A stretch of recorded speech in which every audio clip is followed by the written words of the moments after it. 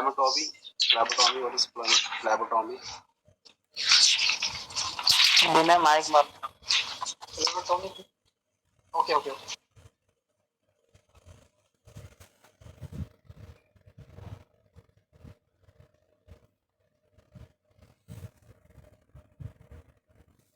ये स्क्रीन दिखाई दे रहा है आप लोगों को? Is it visible to all of you? Yes sir. Yeah. Okay.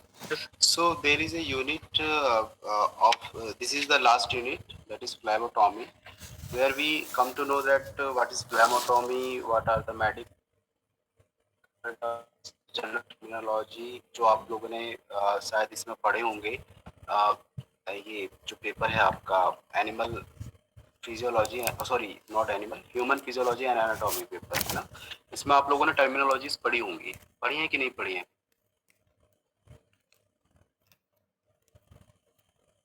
नहीं, फ्लैबोटॉमी की मैं बात नहीं कर रहा हूँ, मैं बात कर रहा हूँ टर्मिनोलॉजी की। एक सेकेंड ना,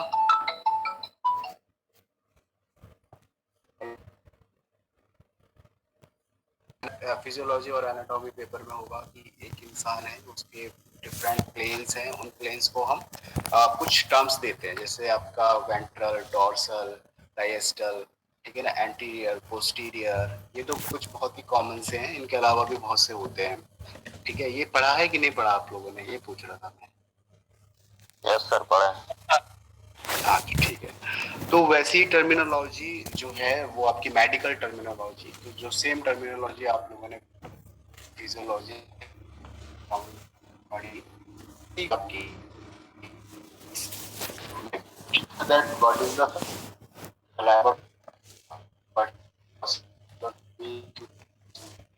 सर अभी भी ब्रेक हो रही है सर आवाज।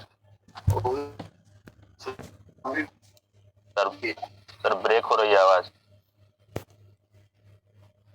हाँ मुझे आवाज आ रही है आपकी, लेकिन किसी और को भी प्रॉब्लम हो रही है कि आवाज की इनको प्रॉब्लम हो रही है? मुझे सही आ रही है आवाज। सभी को हो रही है, ब्रेक हो रही है।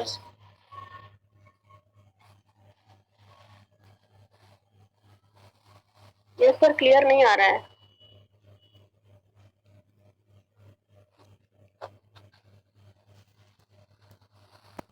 तो खैर, हाँ मैं आपको बता रहा था कि ऐसी टर्मिनोलॉजी कुछ आपको इस पेपर में भी देखने को, इस यूनिट के अंदर भी है, यानी कि वो terminology, because being a medical student, medical this technology student, आपको वो टर्मिनोलॉजी तो याद करनी पड़ेगी, ठीक है ना, क्योंकि वो आपको काम आएगी हमेशा, चाहे वो आपकी फिजियोलॉजी के पेपर में हो या फिर आपकी इस फ्लैबोटॉमी के यूनिट में हो, ठीक है। इसके बाद फिर we will discuss about some equipments कि क्या होते हैं, प्रोसीजर, ब्लड को कैसे हम कलेक्ट करते हैं, उसका प्रोसीजर, और कौन कौन से जो ट्यूब्स होती हैं, टाइप ऑफ ट्यूब्स जिनमें हम ब्लड सैंपल को रखते हैं, वो हम देखेंगे, और साथ में जो आपके एंटीकोगुलेंट्स हैं उनको देखेंगे कि वो एंटीकोगुलेंट्स जो होते हैं, यूज होते हैं फ्लैबोटॉमी के अंदर, वो कौन कौन से होते हैं, अलॉन्ग विद देयर प्रॉपर्टीज, ठीक है ना। तो ये थोड़ा सा इसका ब्रीफ है, अब मुझे नहीं पता कितनी क्लास हो पाएंगी, ठीक है, लेकिन जितनी भी हो पाएंगी हम कोशिश करेंगे, और नहीं होंगी तो मैं आपको उसका कुछ टेक्स्ट मटेरियल प्रोवाइड करा दूंगा, आप उसमें से देख लीजिए, ठीक है। तो खैर, यहाँ पे सबसे पहले हम फ्लैबोटॉमी के बारे में बात कर रहे हैं, तो फ्लैबोटॉमी होता क्या है, ये कोई कौन बताएगा? आप में से बहुत सारे लोग करते भी होंगे, मुझे लग रहा है, मतलब लैब ज्वाइन अगर कर रखी होगी तो उसमें। सर फ्लैबोटॉमी मतलब हाँ बोलिए आप।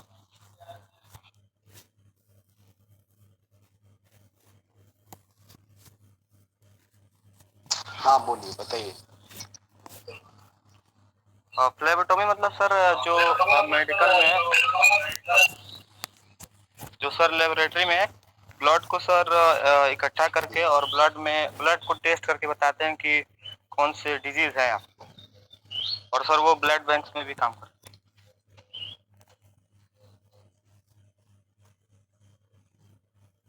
ओके, सो बेसिकली फ्लैबोटॉमी क्या है? फ्लैबोटॉमी इज जस्ट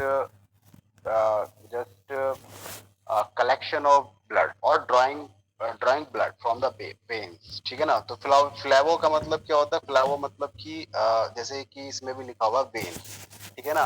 और टॉमी का मतलब है कि जब हम कोई चीज इसके अंदर डालते हैं, जैसे इंसिजन, ठीक है ना। जैसे जैसे कि हम क्या करेंगे, हम निडल से हम उसको करेंगे, इंसिजन करेंगे और then we will draw the blood, ठीक है ना। तो फ्लैबोटॉमी बेसिकली क्या होता है?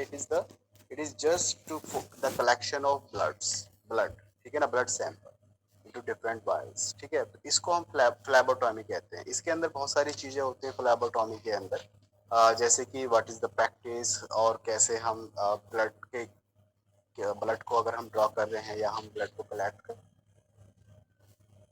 रहे हैं तो उसके यूज क्या क्या होंगे, कैसे कैसे वाइल्स के अंदर हमें वो रखना है, इसका पूरा का पूरा प्रोसीजर क्या होगा ब्लड कलेक्शन का। ये सारी की सारी जो चीजें होती हैं, ये सभी आपकी फ्लैबोटॉमी के अंदर आती हैं, ठीक है ना। सो फ्लैबोटॉमी मीन्स क्या हुआ, जैसे कि this is the collection of blood from veins, ठीक है ना। हम वेन में से ब्लड को कलेक्ट करते हैं। तो जैसे आपको आपको ये स्लाइड भी दिखाई दे रही होगी, and you can see here some pictures in which you can see that the method of blood collection or blood drawing from the veins, ठीक है ना, or the body, ठीक है ना। तो ये कुछ phlebotomy basically is not a new science, ये एक बहुत ही एंशिएंट एक आपका प्रोसीजर है जिससे ब्लड को निकाला जाता है, बॉडी के अंदर से ब्लड को निकाला जाता है, ठीक है ना। तो एंशिएंट टाइम में क्या करते थे, फॉर डिफरेंट पर्पज बॉडी से ब्लड को निकाला जाता था, आज भी करते हैं। जैसे कि आप लीच देख रहे होंगे यहाँ पर, जो कि पैर पे चिपकाई गई है। लीच बेसिकली क्या करता है, ब्लड सक करता है, ठीक है ना। तो ये काम अभी भी होता है, कुछ नेचुरोपैथी होती है या फिर कुछ इस तरीके के नेचुरल प्रोसीजर्स होते हैं जिनके अंदर हम कुछ अनकन्वेंशनल वे, जो हमें अनकन्वेंशनल वे लगेंगे, ठीक है ना, लेकिन पहले उसी तरीके से क्या होता, ब्लड, ठीक है ना, होंगे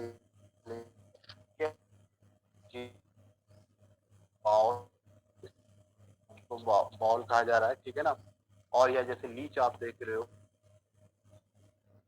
आप कुछ फ्लेम ये देख रहे हैं, कुछ आप चाकू की तरह देख रहे हैं, ठीक है ना। तो these are the ancient type of procedures by which we can draw blood from the body, ठीक है। और उसके पर्पज अलग अलग होते हैं। जैसे आज भी क्या करते हैं कि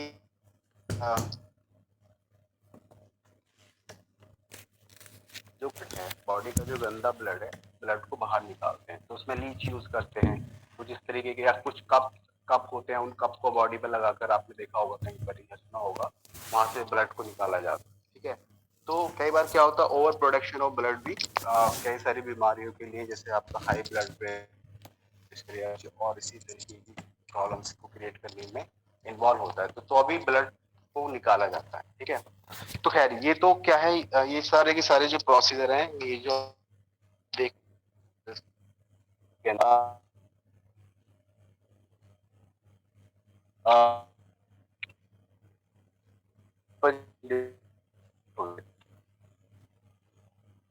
फ्लैबोटॉमी, तो यहाँ पर जो आप देख रहे हैं इसमें this is the definition. Phlebotomy is the practice of drawing blood. The word phlebotomy is derived from the Greek word flabo means vein and the another is tomy which means to make an incision, ठीक है ना। तो आवाज आ रही है मेरी, कोई problem तो नहीं है ऐसी? सही है। हेलो, आवाज में ब्रेक, ठीक है, ठीक है ना। लेकिन आज अगर हम देखेंगे तो आज हम देखेंगे कि ब्लड कलेक्ट करना या फिर बॉडी में से ब्लड को ड्रॉ करना, it is a very common practice in medical field, ठीक है ना। For the purpose, for various purpose. जैसे एक जो इम्पोर्टेंट पर्पज है for the collection of blood, वो क्या है? यूजुअली हम किस लिए ब्लड निकालते हैं? डायग्नोसिस, ठीक है ना। तो एक बहुत एक इम्पोर्टेंट रीजन है for the drawing of blood, और वो है डायग्नोसिस, ठीक है ना। Diagnosis of different type of disease, वो आपकी कुछ कम्युनिकेबल डिजीज भी हो सकती हैं, वो आपकी कुछ नॉन कम्युनिकेबल डिजीज भी हो सकती हैं, ठीक है ना। तो for the diagnosis of different और various type of disease we just draw blood, ठीक है ना। और इसके अलावा क्या हो सकता है? Sir blood transplant. Blood transfusion, ठीक है ना। तो ब्लड एक इंसान के से दूसरे इंसान के अंदर ब्लड को ट्रांसफ्यूज करना या फिर उसको ब्लड डोनेट, जिसको ब्लड डोनेशन भी कहते हैं। ब्लड डोनेशन मीन्स डोनेशन क्यों करता है कोई इंसान? क्योंकि ब्लड किसी दूसरे इंसान को दिया जाता है, ठीक है ना। तो एक और इम्पोर्टेंट है रीजन, वो यही है कि फॉर द ब्लड ट्रांसफ्यूजन, जिसमें से एक डोनर होता है, उस डोनर से हम ब्लड को कलेक्ट करते हैं, ठीक है ना। तो उसमें भी हम ब्लड को ड्रॉ करते हैं, ठीक है। और इसी तरीके से एक और रीजन हो सकता है जहां पर कुछ फिजियोलॉजिकल ऐसी कंडीशन हो सकती है जहां जहां पर हमको ब्लड को निकालना है ना। तो for the therapy purpose, in some types of disorders or some types of blood related disease we have to draw the blood, ठीक है ना। तो ये कुछ रीजन है जो हम मॉडर्न फ्लैबोटॉमी की अगर हम बात करेंगे तो मॉडर्न फ्लैबोटॉमी के अंदर ये कुछ रीजन हो सकते हैं, या for the drawing of blood from A individual, ठीक है। तो दूसरा, जैसे यहाँ पे मैंने यहाँ पे कुछ लिखा भी है इसको, जैसे phlebotomy is performed in recent time और इन मॉडर्न टाइम, जैसे यहाँ पर है कि फॉर द डायग्नोसिस पर्पज, ठीक है ना, डायग्नोस्टिक पर्पज, जैसे आप यहाँ पे देख रहे होंगे, for the diagnostic purpose, to monitor prescribe treatment, remove blood for, एक इंसान से दूसरे इंसान में अगर आपको ब्लड ट्रांसफ्यूज करना है तो फिर आपको ब्लड निकालना पड़ेगा किसी एक इंसान से। And the third reason is for the therapeutic purpose, ठीक है ना, such as treatment of polycythemia, a disorder involving over production of red blood cells, ठीक है। तो अगर कोई ब्लड से रिलेटेड कोई अगर डिसऑर्डर है जिसमें आपको ब्लड निकालना पड़ रहा है तो भी हम क्या करेंगे, ब्लड को ड्रॉ करेंगे, ठीक है। तो all these things are basically cover in this phlebotomy subject, ठीक है। अच्छा, मुझे कोई ये बताइए कि why we collect blood from vein not in artery? Sir pressure कम होता है। प्रेशर कम होता है, ठीक है। और सुपरफिशियली प्रेजेंट होती है वेन्स, तो इजी होता है निकालना। सुपरफिशियली होती हैं,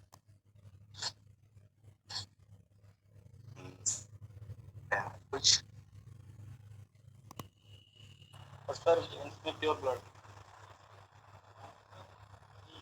क्या बोल रहे हैं? प्योर ब्लड मींस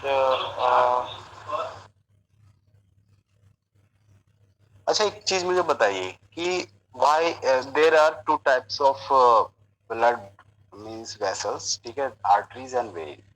तो हम इनको कैसे क्यों मतलब कैसे हम इनको ये करते हैं, क्यों हम आर्टरी बोलते हैं और क्यों हम वेन बोलते हैं, या किसको हम आर्टरी बोलेंगे और किसको हम वेन बोलेंगे?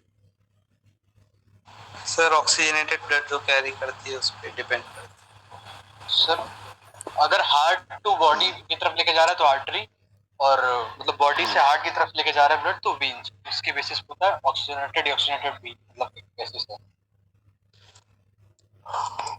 अगर अगर ब्लड बॉडी पार्ट से अगर ब्लड हार्ट की तरफ जाता है then they will called as क्या, आर्टरीज और veins? Veins veins veins veins, ठीक है, ठीक है ना। और दूसरा, जो अगर ब्लड हार्ट से अगर किसी बॉडी पार्ट में जाता है तो इट विल बी आर्टरीज, है ना, राइट? Yes sir. हेलो, है ना, ऐसे ही है ना? Yes sir. एक्सेप्शन भी तो है। आप लोगों ने फिजियोलॉजी में आप लोगों ने पढ़ा होगा और अच्छे से, तो खैर मैं तो फिजियोलॉजी ज्यादा नहीं जानता, लेकिन मुझे लगता है कि that is the perfect way to define arteries and vein, ठीक है ना। जैसे बहुत सारे लोग बताते हैं ऑक्सीजनेटेड और डीऑक्सीजनेटेड ब्लड, लेकिन मुझे लगता है क्योंकि देर आर एक्सेप्शंस, ठीक है ना, वहां पर आपको एक्सेप्शंस देखने को मिलेगी। लेकिन अगर आप ये बताओगे किसी को कि the vessels, the blood vessels which carry blood from heart to any other part of the body is known as arteries, और अगर हम इसको उल्टा कर दें that will be vein। तो ये आपका हर कहीं पर भी आपको एक्सेप्शंस देखने को मिलेगा नहीं, है ना, या मिलेगा? ठीक है। सो आई थिंक ये जो है ये मोर अप्रोप्रिएट हम इसको कह सकते हैं way for the classification of arteries and vein, ठीक है, ठीक है। तो खैर तो यहाँ पर जैसे इन्होंने बताए कुछ रीजंस कि हम वेन से हम ब्लड कलेक्ट करते हैं, या बिल्कुल सही इन्होंने बताया कि वेन्स जो होती है these are superficial and they are close, these are close to the skin, ठीक है ना। तो उसको विजुलाइज करना, उसको पेनिट्रेट करना आसान है, मतलब उसको लोकलाइज करना, देख लेना कि कहाँ पर वेन है, वो आसान है, ठीक है ना। और जब आप पंक्चर करोगे इनको तो भी, क्योंकि सुपरफिशियल है, ऊपर की तरफ रहती है, तो आसानी से आपका जो भी ये रहेगा, सिरिंज रहेगा या जो भी आपकी नीडल रहेगी, वो आसानी से जा सकती है। Another reason is the pressure of the blood in this vein, ठीक है, जो कम होता है कंपेरेटिवली आर्टरीज से। तो यहाँ पर जब आप उसको पंचर करेंगे, there is less chance to loss of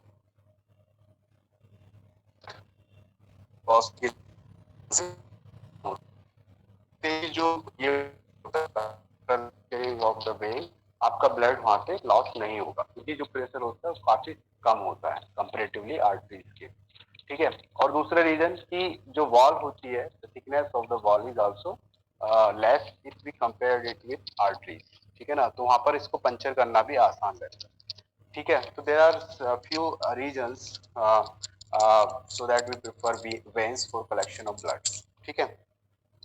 तो खैर एनीवे, इसके बाद हम बात करते हैं इसकी। अच्छा, मैं यहाँ पर कुछ आपको दिखाना चाहूंगा, देयर आर सर्टेन।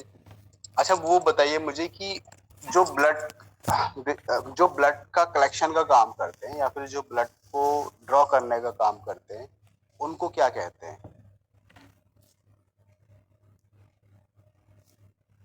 ठीक है, सिंपली हम उनको क्या बोलेंगे? फ्लैबोटॉमिस्ट बोलेंगे, ठीक है। Phlebotomist is the person, is assigned skilled person who is collecting or who is drawing blood from any blood collection center or any hospital or any center, है ना। उसको हम क्या बोलते हैं? फ्लैबोटॉमिस्ट, ठीक है। फ्लैबोटॉमिस्ट कौन होते हैं? हु परफॉर्म दिस वर्क, ठीक है। तो फ्लैबोटॉमिस्ट की अपनी कुछ रोल और रेस्पॉन्सिबिलिटीज होती हैं, उनका कुछ अपना उनके अंदर कुछ क्वालिटीज होनी चाहिए, ठीक है। उनकी कुछ जॉब ड्यूटी होती है, वो क्या होती है?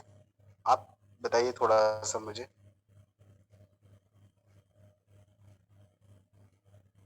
सर वेल ट्रेंड होना चाहिए।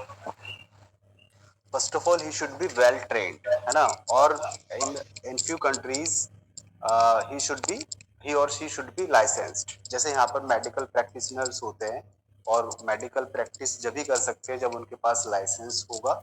ऐसे ही जो फ्लैबोटॉमिस्ट होते हैं, वो भी क्या होने चाहिए? वो भी दे शुड आल्सो अप्रूव, ठीक है ना। और they should also have any appropriate license for doing this job, ठीक है। तो वो वेल ट्रेंड होनी चाहिए, उनके अंदर इसको ब्लड को कलेक्ट करने की स्किल अच्छी होनी चाहिए, ठीक है। और क्या होना चाहिए?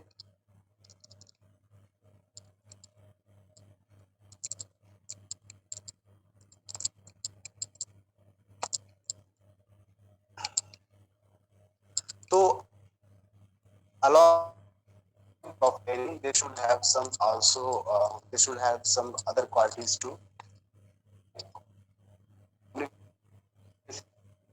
How to deal with patient, how to deal with the people who are coming with patient, ठीक है ना। तो वो आना चाहिए उनको, कैसे हम पेशेंट के स्ट्रेस को हम कम कर सकते हैं, क्योंकि आप लोगों ने देखा होगा कि बहुत सारे जो लोग होते हैं उनको फियर होता है, ठीक है ना।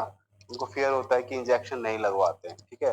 तो उस चीज को कैसे उस हैंडल करना है, उनको कैसे काम डाउन करना है, या जैसे बच्चे होते हैं, ठीक है, बच्चों के केस में बहुत दिक्कत होती है, ठीक है। वो रोते हैं, चिल्लाते हैं, तो कैसे उस चीज को उस सिचुएशन को उनको हैंडल करना है, वो उनको आना चाहिए, ठीक है।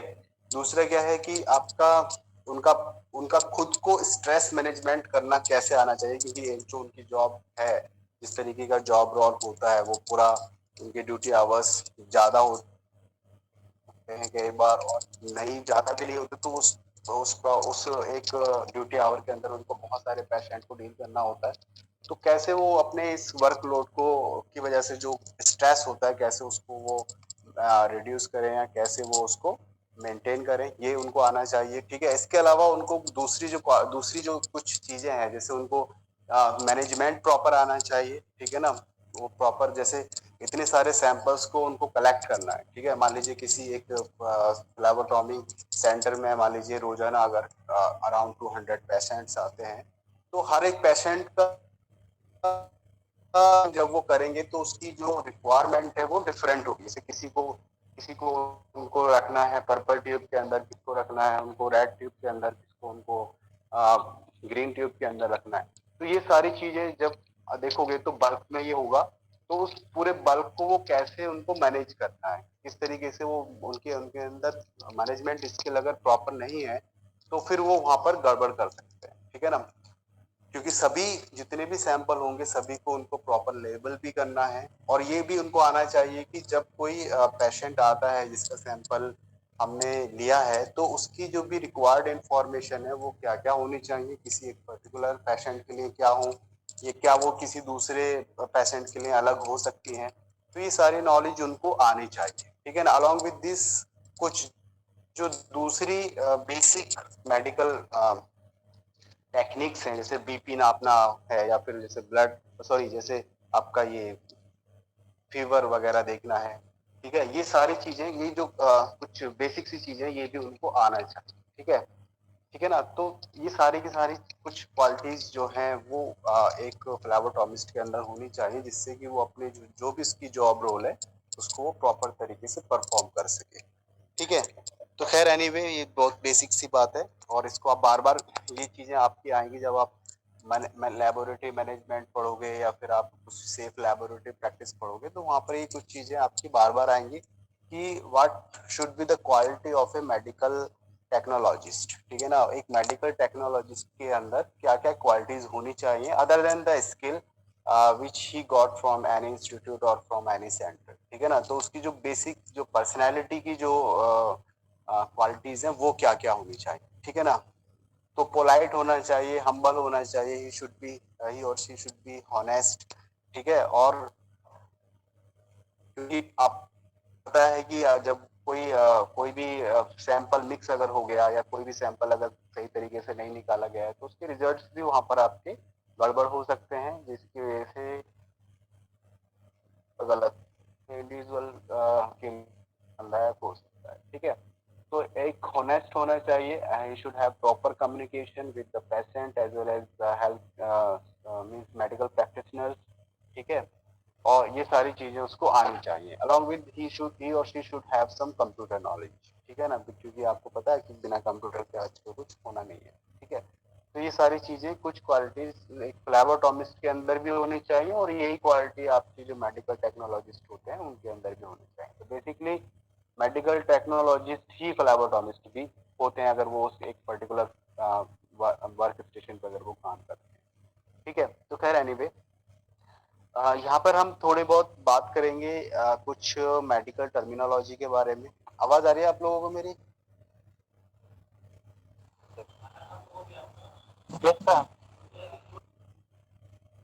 ठीक है। तो यहाँ कुछ टर्मिनोलॉजी है, हालांकि आप लोगों ने जहाँ तक मैं समझता हूँ आप लोगों ने ये टर्मिनोलॉजी पहले पढ़ी होंगी जरूर, एनाटॉमी फिजियोलॉजी में इस तरीके की टर्मिनोलॉजी आती है इनिशियली जब हम स्टार्ट करते हैं, ठीक है। बट स्टिल हम यहाँ पे कुछ देख लेते हैं कि there are terminology which defined by the prefix, ठीक है ना। कई बार हम चीजों को प्रीफिक्स के बेसिस पर हम आइडेंटिफाई करते हैं कि इस वर्ड का मतलब क्या हो सकता है। तो यहाँ पर ये एक टेबल दी गई है जिसमें प्रीफिक्सेस हैं, ठीक है। यहाँ पर आप देखोगे there are number of examples of prefix which we generally used in this medical terminology, और उनकी क्या मतलब क्या है, ठीक है ना, अलॉन्ग विद द एग्जांपल, ठीक है। जैसे फॉर एग्जांपल अगर कहीं पर लास्ट में वर्ड, प्रीफिक्स का मतलब होता है जो बाद में जो जोड़ा जाता है, ठीक है ना। सफिक्स मतलब जो पहले जोड़ा जाता है, सफिक्स जो पहले आएगा, और प्रीफिक्स जो बाद में आएगा, सॉरी प्रीफिक्स जो पहले आएगा, सॉरी, ठीक है ना। प्रीफिक्स जो पहले आएगा, सफिक्स जो बाद में आएगा, ठीक है। तो यहाँ पर कुछ प्रीफिक्स हैं, जैसे अगर ए या एन लिखा हुआ है, इट मींस विदाउट और लैक ऑफ, ठीक है। जैसे एनीमिया, ठीक है ना, एनी, यहाँ पर ए अगर आप देखोगे तो यहाँ पर ए या एन यहाँ पर ये जुड़ा हुआ है, ठीक है ना। यहाँ पर अगर आप देख रहे हैं तो इट मींस की लैक ऑफ ब्लड। तो अगर कहीं पर ए ऑफ समथिंग, ठीक है ना, वहाँ पर लैक किसी न किसी चीज की कमी हो रही है, ठीक है, तो इसका लेटरल मीनिंग है विदाउट, ठीक है। इसी तरीके से एम बी लिखा हुआ है अगर कहीं पर, या एम सी या एम4 लिखा हुआ है, इट मीन्स बोथ। जैसे आपको पता है एम्फीबियंस, ठीक है ना, तो एम्फीबियंस जो होते हैं क्या होते हैं, which can survive on land as well as on the water, ठीक है, बोथ, ठीक है। बहुत सारे वर्ड्स आपको इस तरीके के देखने को मिलेंगे, एम्फी या फिर एमबी या एम4। जैसे यहाँ पे लिखा हुआ है एमबी डेक्स्ट्रस, ठीक है ना, using both hands equally, MB dextrous, ठीक है ना। इसी तरीके से एंटी लिखा हुआ है, तो before, anti against, A N T E अगर लिखा हुआ है इट मीन्स बिफोर, और ए एन टी आई अगर लिखा हुआ है इट मीन्स अगेंस्ट, ठीक है ना। तो ये सब चीजें आपने देखी होंगी। ब्रेडी लिखा हुआ है इट मीन्स स्लो, क्रायो लिखा है इट मीन्स कोल्ड, डिस लिखा हुआ है और फैसिलिटी के लिए यहाँ पर हम डिस लगाते हैं, जैसे डिस्टेमिया, ठीक है ना। तो डिस अगर लिखा हुआ है, डिस मतलब डिफिकल्ट, और पेनिया का मतलब होता है आपका ब्रीदिंग से रिलेटेड, ठीक है ना। जैसे न्यू, न्यू भी होता है आपका, एक वर्ड होता है न्यू, ठीक है ना, न्यू, तो वहां पर भी क्या है, वो भी आपका ब्रीदिंग से रिलेटेड है, जैसे न्यूमोनिया, ठीक है। इसी तरह से एक्टो, एक्सो मीन्स, एक्टो मीन्स आपका जो इनसाइड है, एक्टो मीन्स सॉरी, एक्टो लिखा हो या फिर एक्सो लिखा हो इट मीन्स की आउटर साइड, और एंडो, और अगर आपका एंडो लिखा हो इट मीन्स इनसाइड, ठीक है ना। इपी मतलब ओवर, हाइपर मतलब ज्यादा, एबव, जैसे आप लोगों ने बहुत सारा केसेस में सुना होगा, हाइपर, जैसे हाइपर ग्लाइसीमिया या फिर हाइपोग्लाइसीमिया, ठीक है। तो ये बहुत ही कॉमन वर्ड है जो आपको देख, इसके इंटर, इंटा या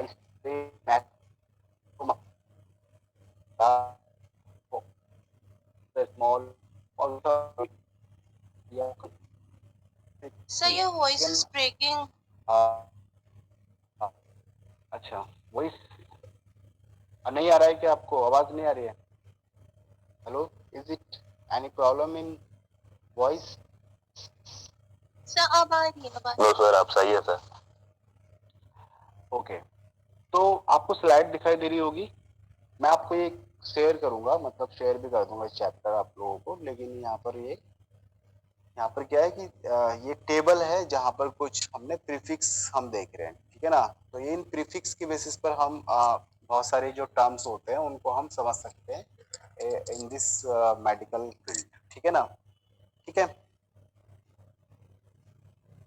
बहुत सारे तो वर्ड आप यहाँ पे जानते ही होंगे पहले से, जैसे पॉली, पोस्ट, प्री, प्रो, ठीक है। तो ये सारे कुछ वर्ड इसमें हो सकता है एक दो नए हो, लेकिन ज्यादातर आप वर्ड पहले से जान रहे होंगे, ठीक है ना। नेक्स्ट अगर हम देखेंगे तो यहाँ पर ये आपका सफिक्स है। सफिक्स जैसे मैंने आपको बताया कि सफिक्स हम बाद में लगाते हैं, किसी वर्ड के बाद में लगाएंगे, ठीक है, जो लास्ट में आएगा, और प्री जो उस किसी वर्ड के पहले आएगा, ठीक है ना। तो उसी के बेसिस पर हम क्या करेंगे, आइडेंटिफाई करेंगे या टर्म्स को पहचानें, ठीक है। यहाँ जैसे है आपका एक्टोमी, ठीक है ना, एक्टोमी, अगर हम कोई भी सर्जरी करके हम किसी चीज को अगर हम निकाल लें तो वहां पर क्या आएगा, आपका एक्टोमी आएगा, ठीक है ना, सर्जिकल रिमूवल, इसका मतलब है सर्जिकल रिमूवल, जैसे आपका अपेंडेक्टोमी। इसी तरीके से इमिया, इमिया जैसे एनीमिया हो गया, जिसमें हम ब्लड लॉस की हम बात करते हैं, ठीक है ना। तो EMIA अगर कहीं पे लिखा हुआ है, वो रिप्रेजेंट करेगा किसी ना किसी ब्लड की कंडीशन को, ठीक है। जैसे बैक्टीरियमिया, तो बैक्टीरियमिया का मतलब क्या होता है, कोई बताएगा मुझे?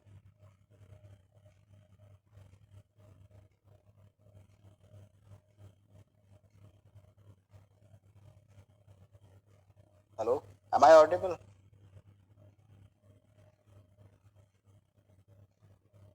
Hello, yes am I sir. Audible? Sir blood तो में जैसे बैक्टीरिया एनीमिया होगा हमें सर।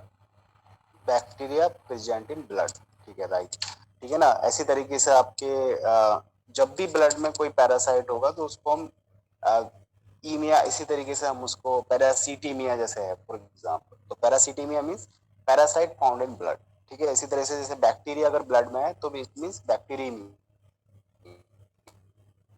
तो एनीवे जहां पर भी लास्ट में ये लगा हो EMIA, ठीक है ना, वो किसी ना किसी ब्लड से जुड़ी हुई बात है, ठीक है ना। तो यहाँ पर जैसे हम एनीमिया देखेंगे तो एन जैसे हमने देखा था लैक, एन का मतलब था लैक और ईमिया का मतलब ब्लड है, तो ब्लड का कमी होना, इस तरीके से हम चीजों को पहचान सकते हैं, ठीक है। अगर GENGNIC या जैन जैनिक और जीनस अगर लिखा हुआ है, इट मीन्स की ऑरिजिनेटिंग फ्रॉम है,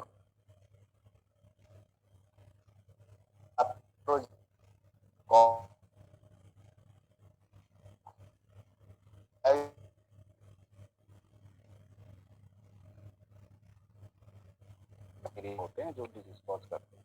तो जहाँ पर भी जैन जैनिक या जीनस अगर लिखा हुआ है, इट मीन्स उसकी वो ओरिजिनेट कहाँ से वो ओरिजिन है या फिर उसकी कॉज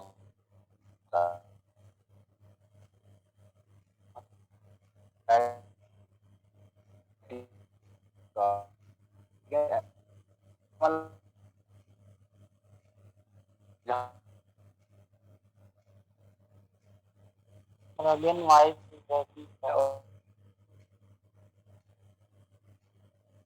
ब्रेक हो रहा है सर आवाज।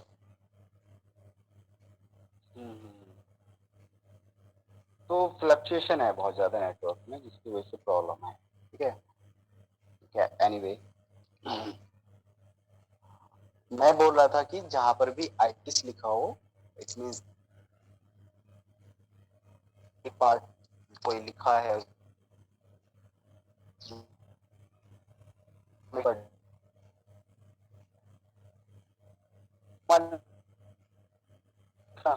ओमा का मतलब है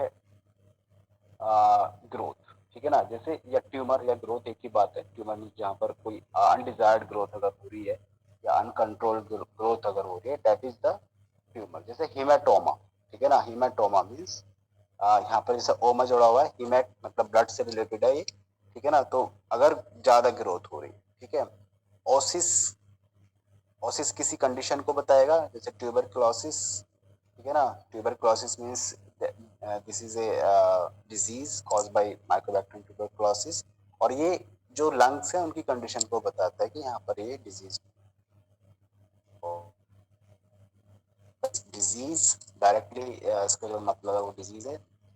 पेनिया डेफिशिएंसी, पेनिया अगर लिखा हुआ है it means it relate to deficiency of anything. जैसे यहाँ पे थ्रोम्बोसाइटोपेनिया है, ठीक है ना। थ्रोम्बोसाइटोपेनिया मींस थ्रोम्बोसिस जो है आपका, उससे जो रिलेटेड जो उसके फैक्टर्स हो सकते हैं वहां पर उनकी उनकी कमी है या उनकी डेफिशिएंसी, ठीक है। प्लास्टी शेप से रिलेटेड है, जैसे एंजियोप्लास्टी, ठीक है ना। जैसे यहाँ पे लिखा हुआ है सर्जिकल रिपेयर ऑफ और reshaping of the blood vessels, ठीक है। तो एंजियोप्लास्टी करते हैं जिसमें हम क्या करते हैं, हम एक स्टेंट डाल देते हैं, ठीक है ना। तो स्टेंट क्या करता है कि जो ब्लड वेसल है जहाँ पर ब्लड ब्लॉक हो गया वहाँ की शेप को चेंज कर देता है, ठीक है ना। उसको वहां से वो उसका जो डायलेशन है या फिर उसका जो डायमीटर है उसको बड़ा कर देता है, that is the प्लास्टी। Plegia paralysis, stasis stopping और कंट्रोल, स्टोमी ओपनिंग, टॉमी कट लगाना, ठीक है ना। तो कट ये हम ऊपर भी देख चुके हैं। टॉमी एक्टोमी का मतलब है रिमूवल। तो रिमूव हम कब करेंगे, जब हम कट लगाएं, ठीक है ना। तो जैसे फ्लैबोटॉमी, तो फ्लैबोटॉमी जैसे फॉर एग्जांपल इसमें भी हम क्या करते हैं, कट लगाते हैं, ठीक है ना। कट हम चाहे सिरिंज या निडल की हेल्प से अगर हम कर रहे हैं तो भी हम उसको कट लगाना होता है, ठीक है। तो these are some suffix by which we can means recognize some words. Again यहाँ पर भी कुछ इसी तरीके के वर्ड्स लिखे हुए हैं, ठीक है। हो सकता है आपको दिखाई ना दे, यहाँ पर भी कुछ इसी तरीके के वर्ड हैं जिसमें उसका मतलब हमें समझना, ठीक है ना। तो रूट हेयर सफिक्स, और एक तो हो गया सफिक्स, एक हो गया प्रीफिक्स, उसके बाद इसको हम रूट कह रहे हैं। जो मेन जो सब वर्ड होगा उसमें कहीं ना कहीं जरूर आएगा वो, ठीक है ना। और उसका यहाँ पर ये लैटरल मीनिंग है, उसका मतलब क्या है यहाँ पर, ठीक है ना। जैसे एग्लूट का मतलब क्लम्प फॉर्मेशन, जो हम एग्लूटिनेशन देखते हैं या फिर हम एग्लूटिनिन की बात करते हैं, basically is type of protein, या फिर एग्लूटिनेशन कहते हैं हम। तो agglutination is basically a mechanism और ए प्रोसेस, ठीक है ना। तो दोनों ही बातों में ये किससे जुड़ा हुआ है, क्लम्प फॉर्मेशन से जुड़ा हुआ है, ठीक है ना। तो agglutinin is responsible for the clump for agglutination या क्लम्प फॉर्मेशन, और एग्लूटिनेशन में क्या होता है, क्लम्प का फॉर्मेशन होता है, ठीक है। तो ऐसे ही यहाँ पर angio which means is vessels, जैसे हमने से पहले anterio sorry artery, arthro joints, bili bile, cardio heart. ठीक है, तो बेसिकली ये क्या है, ये सारे आपके मैक्सिमम इसमें से लैटिन या फिर ग्रीक वर्ड आपको देखने को मिलेंगे जिनका यहाँ पर इंग्लिश में हम मतलब देख रहे हैं। जैसे डर्म है तो स्किन हो गया, गैस्ट्र है, स्टोमक हो गया, हीम है, ब्लड हो गया, हिपैटो, लीवर, नेक्रो, डेथ। ठीक है ना। तो नेक्रोसिस में क्या होता है, आपका आपकी सेल किल हो जाती है। ठीक है, तो इसी तरह से नेफ्रो मतलब किडनी, ऑस मतलब बोन, फेजोफाज ईटिंग। ठीक है, जैसे हमारे मैक्रोफाजिस सेल्स होते हैं, इम्यून सेल्स होती हैं, तो उनको वो क्या करती है, मैक्रोफाजिस जो आपके जो भी फॉरेन पार्टिकल होंगे या जो भी एंटीजन होगी उसको वो खाने का काम करेंगे। ठीक है ना, तो इसलिए इसमें फाज जुड़ा है, इट मीन्स कि ये खाने से जुड़ा है या ईटिंग से जुड़ा हुआ है। ठीक है, या फिर जैसे तो इसमें भी आपका फैक्ट जुड़ा है। तो बेसिकली क्या है कि ये वर्ड आपके जैसे सफिक्स और प्रीफिक्स में क्या था कि वर्ड आगे हो सकते हैं या फिर पीछे हो सकते हैं, लेकिन यहाँ पर जो हम देख रहे हैं यहाँ पर ये वर्ड जो है आपका वो आगे भी हो सकता है, पीछे भी हो सकता है। ठीक है, जैसे मैक्रोफाज में फाज बाद में आया है, और फैगोसाइट ठीक है ना, फाज जो है वो आपका पहले आया है। ठीक है ना, तो it is related to the ET. इसी तरीके से आपका फ्लैबो माने वेन, जैसे अभी हम देख ही रहे हैं, न्यूमो या न्यो या फिर pnea, it is related to the breath. ठीक है, पल्मो लंग से रिलेटेड है आपका।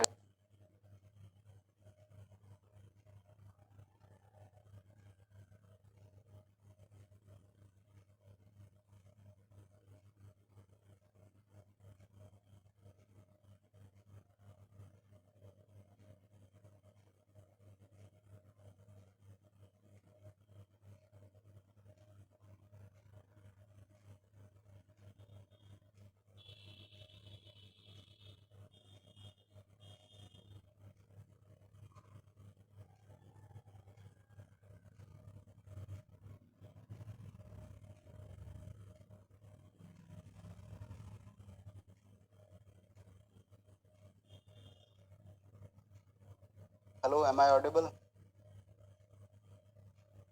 Hello, yes sir.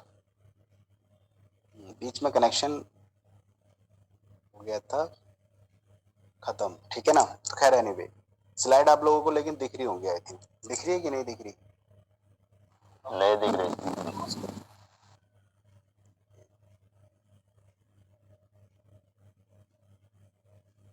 चलिए, कुछ ही दिन बात है आपका, फिर आपका ये हो जाएगा।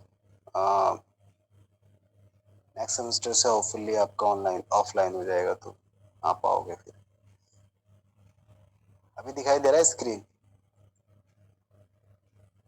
No sir. हाँ,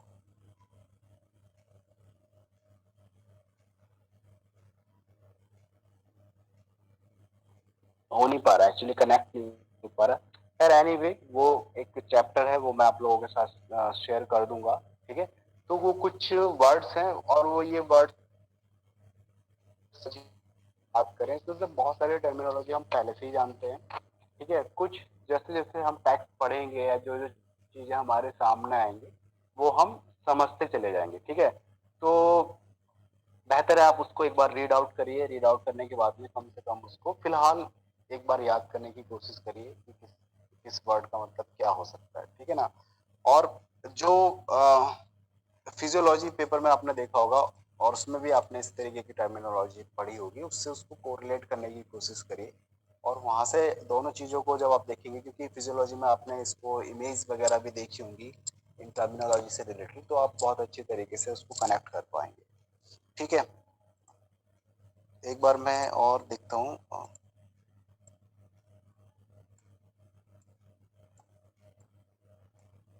नहीं हो पा रहा। ठीक है, एनीवे, आवाज आ रही है मेरी?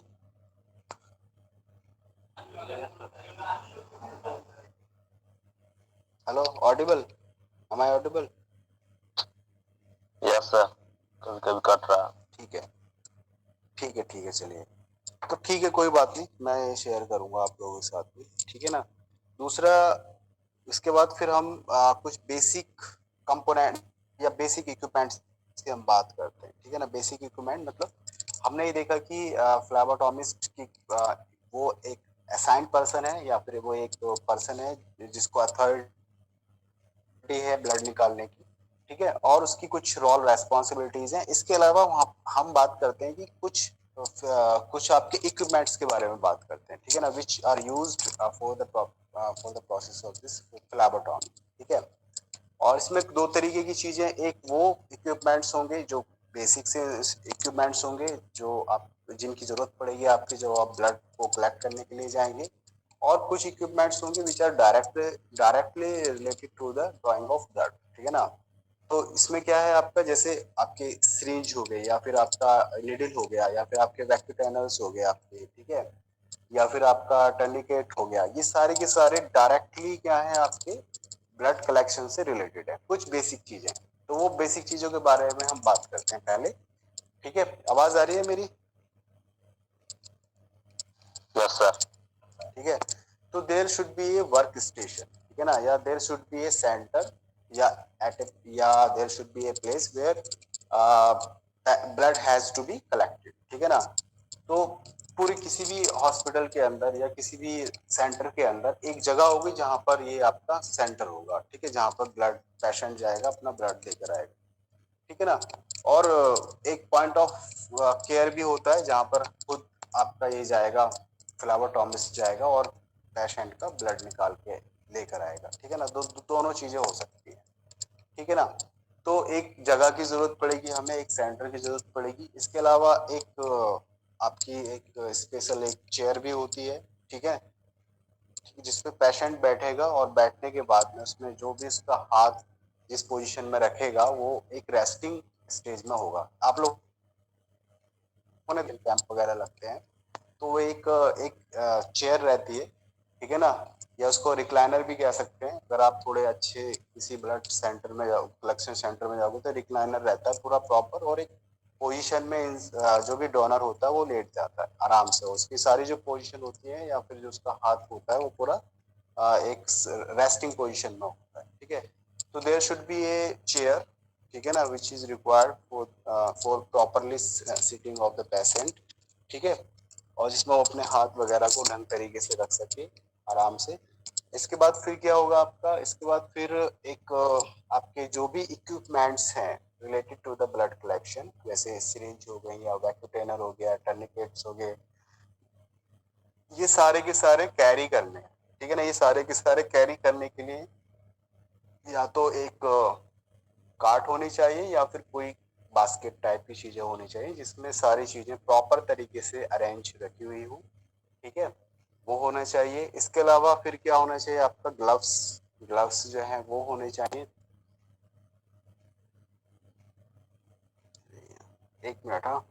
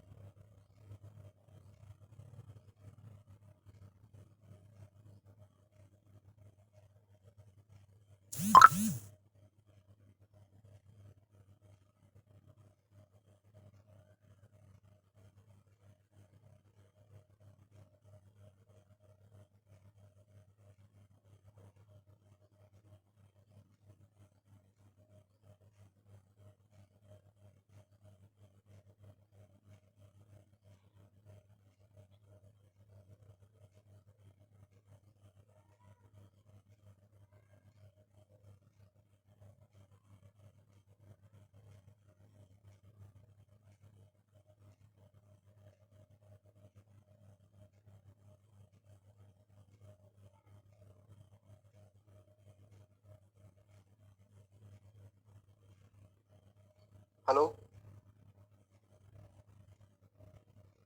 हेलो। Yes sir. हाँ, तो मैं कुछ बेसिक बात बता रहा था आपको कि मैंने बताया आपको जैसे चेयर होने चाहिए उस जगह पर, मतलब ब्लड कलेक्शन सेंटर पर। जो चीजें हैं आपकी, जो भी आपके छोटे छोटे इक्विपमेंट्स हैं, जिनको यूज करके आपको ब्लड कलेक्ट करना है, उनको कैरी करने के लिए एक प्रॉपर आपके पास या तो कार्ट होनी चाहिए या फिर कोई आपके पास बास्केट होनी चाहिए। इसके अलावा ग्लव्स मैंडेटरी हैं, ठीक है ना, अकॉर्डिंग टू द गाइडलाइंस। जो गाइडलाइन है उनके अकॉर्डिंग आपको ग्लव्स यूज करने हैं, ठीक है ना। तो एक पेशेंट के लिए आप ग्लव्स यूज करिए और फिर उसको आप फेंक दीजिए, ठीक है। तो ग्लव्स होने चाहिए आपके, जो प्रॉपर नाइट्राइल के बने हुए ग्लव्स होते हैं वो आप इस्तेमाल करिए। और अगर मान लीजिए आपके किसी को प्रॉब्लम है, या बहुत सारे लोगों को एलर्जी हो सकती है ग्लव्स पहनने से, तो एलर्जी मीन्स कुछ फिजिकल प्रॉब्लम, ऐसी एलर्जी नहीं कि मुझे पहनना नहीं है ग्लव्स, ठीक है ना। तो उसके लिए फिर ग्लव लाइन्स आते हैं, वो यूज करने चाहिए, वो भी ग्लव्स ही होते हैं एक तरीके के। इसके अलावा आपके पास एंटीसेप्टिक वो होना चाहिए, स्टरलाइजिंग एजेंट होना चाहिए, ठीक है, जिससे आप क्लीन करोगे उस एरिया को जहाँ से आपको ब्लड निकालना है, ठीक है। इसके अलावा आपको हैंड सैनिटाइजर्स होने चाहिए, अपने हाथ को आपको साफ करने के लिए हैंड सैनिटाइजर्स होना चाहिए आपके पास। ब्लड जब आप सिरिंज या निडल से जब आप उसको पास करोगे, या उसको जब आप ये करोगे, पंचर करोगे, तो वहां से ब्लड निकलेगा। उस ब्लड को ना निकले इसके लिए आपके पास बैंडेजेस होने चाहिए। जैसे आपने देखा होगा बैंडेड वगैरह, या गोल कलर में उसको गॉज उसको हम कह सकते हैं, वो आपके पास होनी चाहिए, ठीक है, ताकि आप ब्लड ड्रॉ करने के बाद में उसको आप लगा दें, जिससे पेशेंट का ब्लड वहाँ पे ना निकले, ठीक है।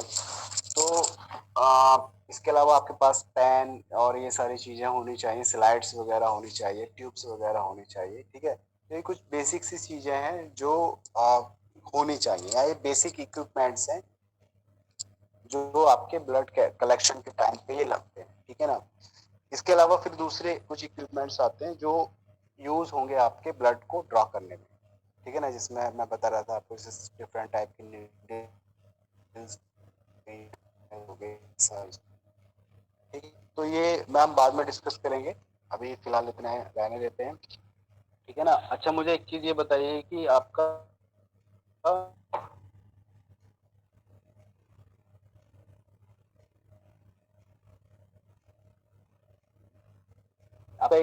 मैंने आपको दिया है कि नहीं दिया? हेलो, मैंने असाइनमेंट दिया है आप लोगों को लिखने का या नहीं दिया है? नहीं नहीं दिया है। No, sir. ठीक है, तो एक असाइनमेंट मैं दे दूंगा आप लोगों को आजकल में, ठीक है, वो लिख के आप मुझे भेज देना।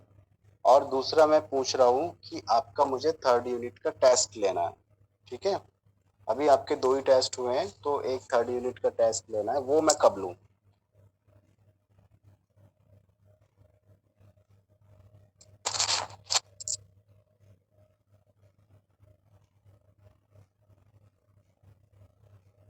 तो हम ये कर लेते हैं कि हम मंडे ट्यूसडे, ठीक है ना, ट्यूसडे में ले लेते हैं टेस्ट, 18th ऑफ दिस अप्रैल, ठीक है ना। संडे मंडे ट्यूसडे 19th, ठीक है ना, 19th ऑफ दिस अप्रैल, ठीक है,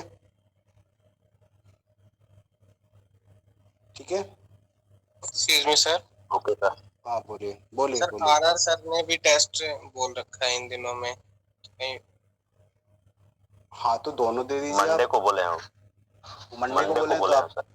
आप 19 में दे दीजिए, 20 में दे दीजिए, अगर ऐसा है तो, ठीक है। तो बताइए ओके कौन सा सर। डेट, कौन सी डेट फिक्स, 19 करें या 20 करें? 20. 20 कर दे, 20 कर देते हैं, ठीक है ना, 20 कर देते हैं। तो 20 तारीख में आप ये 3rd यूनिट मैं अभी ग्रुप में भी डाल दूंगा मैसेज, ठीक है। इसका आप टेस्ट दे दीजिए और असाइनमेंट मैं आपको लिखने के लिए दे दूंगा, वो आप मुझे भेज दीजिएगा बना के, ठीक है, ठीक है ना। तो आपका लगभग ये इसमें ये कुछ ज़्यादा, इसमें बहुत ज़्यादा कुछ कॉम्प्लिकेट चीज़ें तो है नहीं आपकी यूनिट 4th में, ठीक है ना। बाकी जितना पढ़ाया जाएगा, जितना नहीं होगा और मुझे लगेगा कि बहुत एसेंशियल चीज़ है, तो मैं आपको इसका वो कुछ टेक्स्ट मटेरियल शेयर कर दूंगा, ठीक है ना। तो आपको परेशान होने की जरूरत नहीं। चलिए ठीक है, thank you so much. Okay sir, thank you.